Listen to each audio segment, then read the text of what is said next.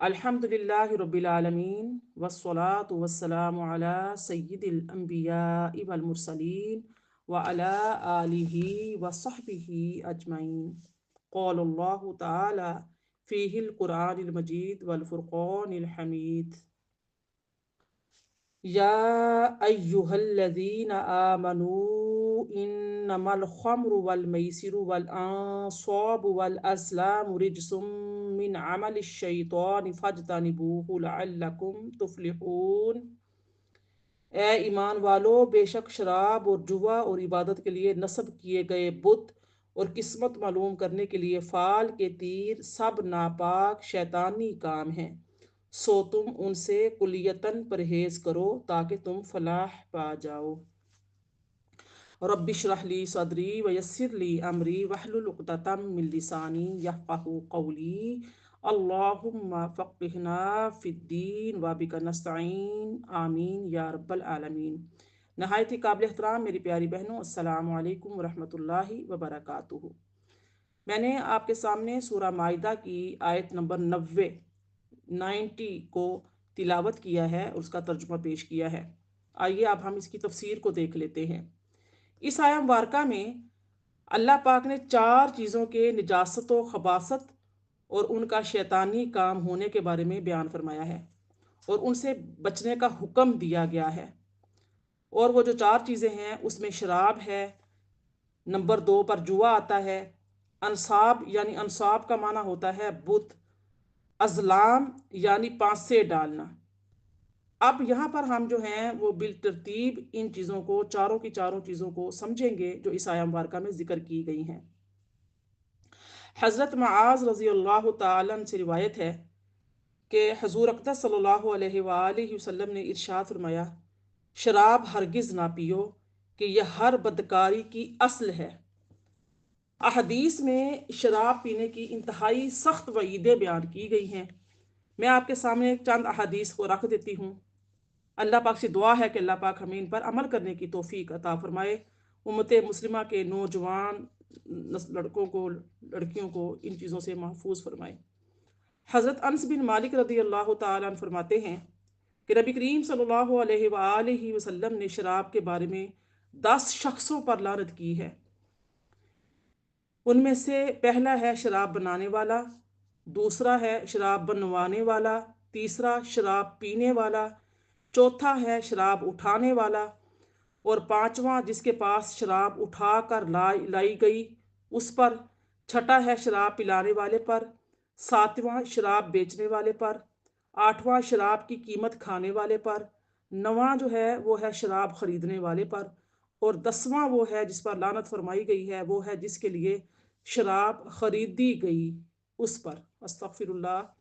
इस सिलसिले में हज़रत अबू मालिक अशअरी रज़ी अल्लाह तआला अन्हु से रिवायत है कि नबी करीम सल्लल्लाहु अलैहि वसल्लम ने इरशाद फरमाया, मेरी उम्मत के कुछ लोग शराब पिएंगे और उसका नाम बदल कर कुछ और रखेंगे और उनके सरों पर बाजे बजाए जाएंगे और गाने वालियां गाएंगी।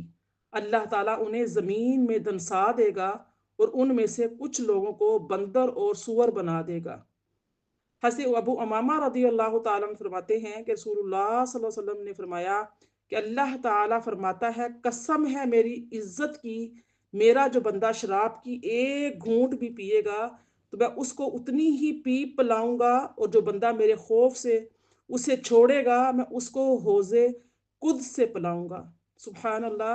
अल्लाह ताला महफूज फरमाए कि अल्लाह ताला फरमा रहा है कि मेरी इज्जत की कसम, अल्लाह पाक की ज़ात अपनी इज्जत की कसम उठा रही है कि जो बंदा शराब का एक घूंट पिएगा मैं उसको पीप, यानी कि जब जहन्नमी दोजख में जलाए जाएंगे, दोजख में उनको आग का अजाब दिया जाएगा, तो जब उनका गोश्त पोस्ट जलेगा, हड्डियां जलेंगी और जलने में जो खून और पीप बहेगा उसमें से अल्लाह पाक ने फरमाया कि जो बंदा शराब पीता है मैं जहन्नमियों का पीप जब तक ना पिलाऊंगा उस वक्त तक, यानी कि अल्लाह पाक ने अपनी कसम खाई है। और अगर मेरा जो बंदा है वो मेरे खौफ से शराब पीना छोड़ देता है तो मैं उसे हौज़े कुद्स से पिलाऊंगा। तो मेरी प्यारी बहनों, अब ये आया मुबारका जो है इसमें इससे बाद वाली जो आयात है उसमें शराब के, यानी कि शराब होने के 10 मुख्तलिफ अंदाज बयान किए गए हैं।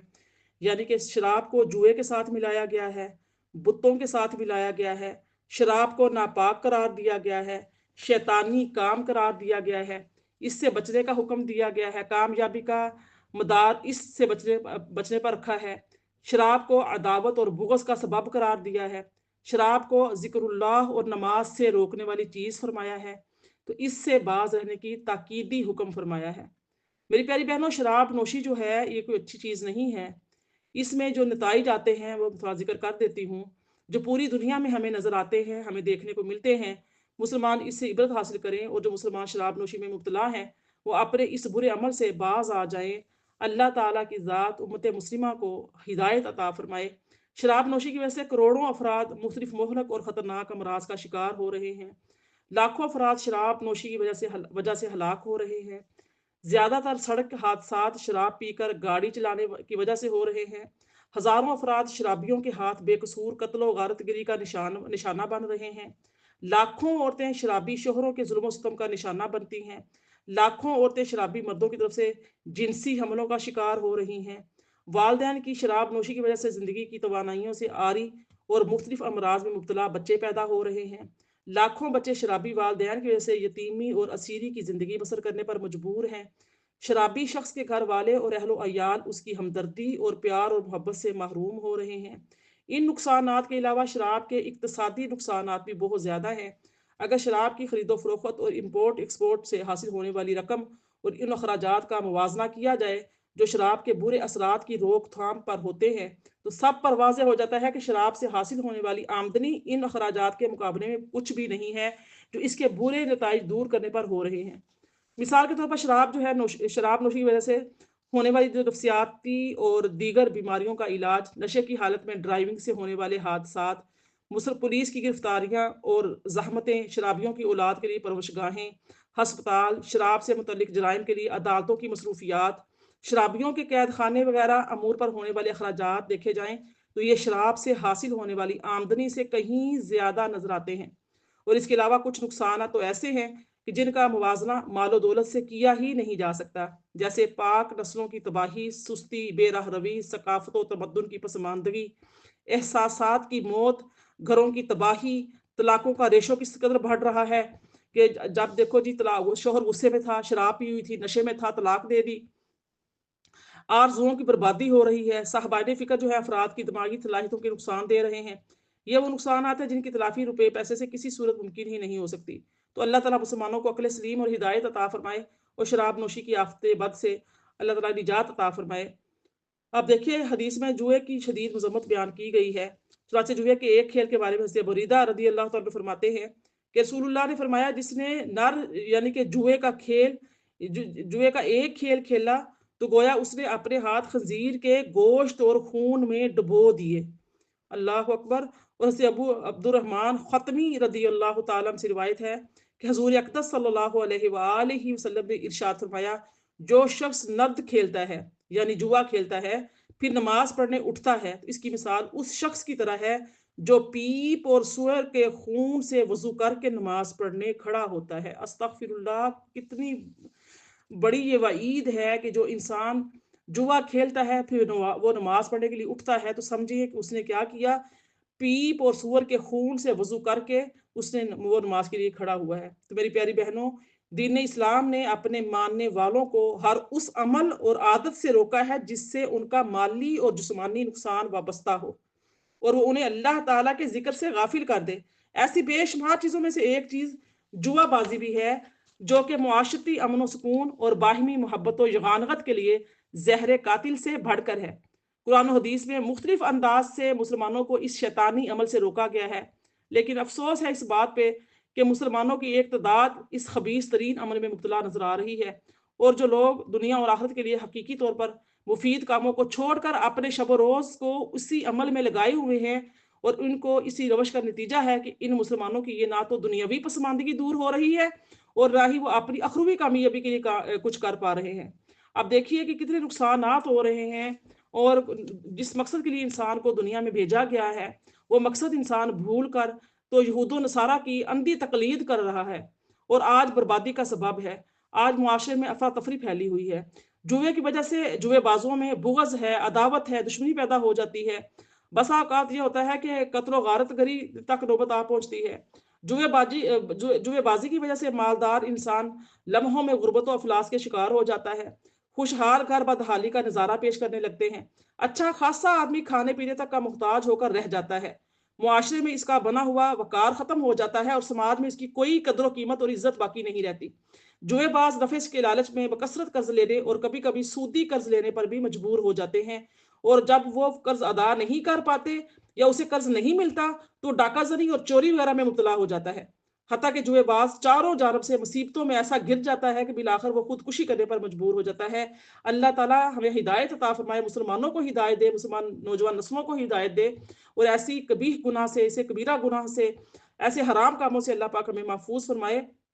یہ ایک شیطانی عمل ہے جس سے کہ ہمیں بچنا چاہیے، اور اس کی جو ایسی چیزوں کو، یعنی کہ ایسے گناہوں کو، اس کے اوپر درس و قرآن کو، تعلیم کو عام کرنا چاہیے، تاکہ لوگ جو انجانے میں ایسے گناہ میں پڑ گئے ہیں وہ اس سے عبرت حاصل کریں، سمجھے کہ یہ کتنا بڑا کبیرہ گناہ ہے اور حرام کام ہے، اللہ اس کے رسول کی یعنی کہ ناراضگی کا سبب بنتا ہے اور جہنم میں جانے کا سبب بنتا ہے۔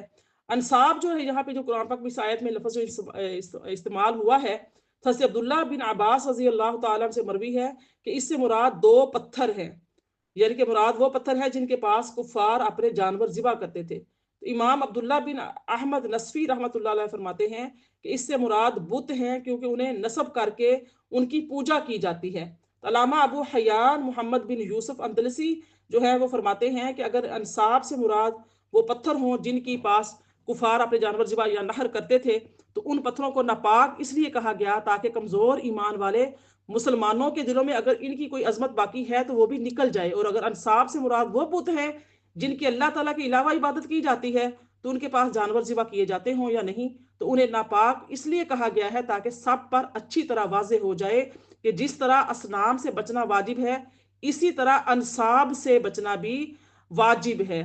تو ازلام زمانہ جاہلیت میں کفار نے 3 تیر بنائے ہوئے تھے، ان میں سے ایک پر لکھا تھا ہاں، دوسرے پر لکھا تھا نہیں، اور تیسرا جو تیر تھا وہ خالی ہوتا تھا۔ تو وہ لوگ ان تیروں کی بہت تعظیم کرتے تھے، اور یہ تیر کاہنوں کے پاس ہوتے تھے اور کعبہ معظمہ میں کفار قریش کے پاس ہوتے تھے۔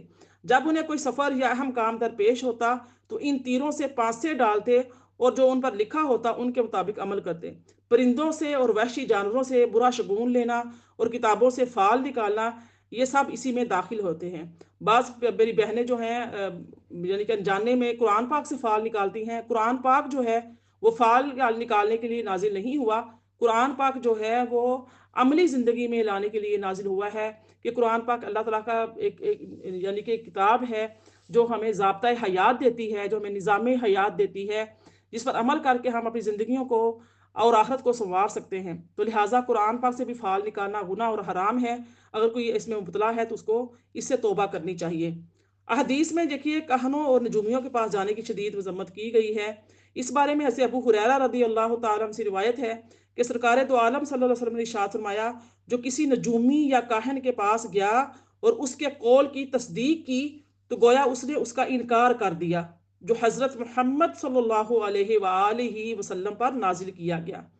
حضرت واصلہ بن اسقا رضی اللہ تعالیٰ عنہ فرماتے ہیں کہ سرکار دو عالم صلی اللہ علیہ وآلہ وسلم نے ارشاد فرمایا، جو کاہن کے پاس آیا اور اس سے کسی چیز کے بارے میں پوچھا تو 40 راتوں تک اس کی توبہ روک دی جاتی ہے، اور اگر اس نے اس کی تصدیق کی تو کفر کیا۔ ایسے ہی حضرت قبیصہ رضی اللہ تعالیٰ سے روایت ہے کہ نبی صلی اللہ علیہ وسلم نے ارشاد فرمایا کہ خط کھینچنا، فال نکالنا اور پرندے اڑا کر شگون لینا جبت یعنی شیطانی کاموں میں سے یہ کام ہے۔ تو اللہ تعالیٰ نے اس آیہ مبارکہ میں فرمایا فَاجْتَنِبُوهُ لَعَلَّكُمْ تُفْلِحُونَ۔ اس آیت سے 2 مسئلے ہمیں معلوم ہوئے۔ ایک یہ کہ صرف نیک اعمال کرنے سے کامیابی حاصل نہیں ہوتی بلکہ برے اعمال سے بچنا بھی ضروری ہوتا ہے۔ یہ دونوں تقویٰ کے 2 پر ہیں، پرندہ کبھی بھی ایک پر سے نہیں اڑ سکتا۔ پھر یہ ہے کہ نیکیاں کرنا اور برائیوں سے بچنا دنیا اور دکھلاوے کے لیے نہیں ہونا چاہیے بلکہ کامیابی حاصل کرنے کے لیے ہونا چاہیے۔ پھر آیت نمبر 91 میں فرمایا انما یرید الشیطان ان یوقع بینکم العداوۃ والبغضاء فی الخمر والمیسر ویصدکم عن ذکر اللہ وعن الصلاۃ فہل انتم منتہون۔ فرمایا کہ شیطان یہی چاہتا ہے کہ شراب اور جوئے کے ذریعے تمہارے درمیان عداوت اور کینہ ڈلوا دے اور تمہیں اللہ کے ذکر سے اور نماز سے روک دے۔ کیا تم ان شر انگیز باتوں سے باز آؤ گے؟ اللہ اکبر۔ انما یرید الشیطان، یعنی کہ شیطان جو ہے وہ کیا، اس کا تو ارادہ ہی یہی ہے، وہ تو چاہتا ہی یہی ہے۔ اس آیہ مبارکہ میں شراب اور جوئے کے نتائج اور وبال اس کا جو ہے نا وہ بیان فرمائے گئے کہ شراب خوری اور جوئے بازی کا ظاہری دنیاوی وبال تو ہے ہی، اور اس کے آپس میں بغض اور عداوتیں پیدا ہوتی ہیں، جبکہ ظاہری جو ہے دینی وبال یہ ہے کہ جو شخص ان برائیوں میں مبتلا ہو جاتا ہے وہ ذکر الہی اور نماز کے اوقات کی پابندی سے محروم ہو جاتا ہے۔ تو ہمیں اس سے کیا معلوم ہو رہا ہے اس آیہ مبارکہ سے کہ جو چیز اللہ کے ذکر اور نماز سے روکے وہ بری ہے اور چھوڑنے کے قابل ہے۔ اس لیے جمعہ کی اذان کے بعد تجارت جو ہے وہ حرام، جب جمعہ کی اذان ہو جائے اس کے بعد تجارت جو ہے وہ حرام ہے۔ پھر اللہ پاک نے فرمایا آیت نمبر 92 دیکھ لیجئے، وَأَطِيعُوا اللَّهَ وَأَطِيعُوا الرَّسُولَ فَاحْذَرُوا فَإِن تَوَلَّيْتُمْ فَاعْلَمُوا أَنَّمَا عَلَى رَسُولِنَا الْبَلَاغُ الْمُبِينُ۔ فرمایا کہ اور تم اللہ کی اطاعت کرو اور رسول کریم صلی اللہ علیہ وآلہ وسلم کی اطاعت کرو، خدا اور رسول صلی اللہ علیہ وسلم کی مخالفت سے بچتے رہو۔ پھر اگر تم نے روگردانی کی تو جان لو کہ ہمارے رسول صلی اللہ علیہ وآلہ وسلم پر صرف احکام کا واضح طور پر پہنچا دینا ہی ہے اور وہ یہ فریضہ ادا فرما چکے ہیں۔ سبحان اللہ۔ فرمایا وَأَطِيعُوا اللَّهَ وَأَطِيعُوا الرَّسُولَ، اور اللہ کا حکم مانو اور رسول صلی اللہ علیہ وآلہ وسلم کا حکم مانو۔ یعنی اللہ تعالیٰ اور اس کے حبیب صلی اللہ علیہ وسلم نے جس کام کا تمہیں حکم دیا ہے اور جس کام سے منع کیا ہے اس میں سے کیا کرو، ان کا حکم مانو، اور احکامات اور ممنوعات اللہ تعالیٰ اور اس کے حبیب صلی اللہ علیہ وآلہ وسلم کی مخالفت کرنے سے ڈرو۔ پھر اگر تم اس سے منہ موڑ لو جس کا تمہیں حکم دیا گیا ہے اور جس سے منع کیا گیا ہے تو جان لو کہ اس سے ہمارے حبیب صلی اللہ علیہ وسلم کا کوئی نقصان نہیں، کیونکہ ہمارے رسول صلی اللہ علیہ وسلم پر تو صرف واضح طور پر تبلیغ فرما دینا لازم ہے، بلکہ اس میں تمہارا اپنا نقصان ہے کہ تم اپنے اعراض کے جواب سے اللہ تعالیٰ کی ناراضگی اور اس کے عذاب کے مستحق ٹھہرو گے۔ وما علیہ الا البلاغ۔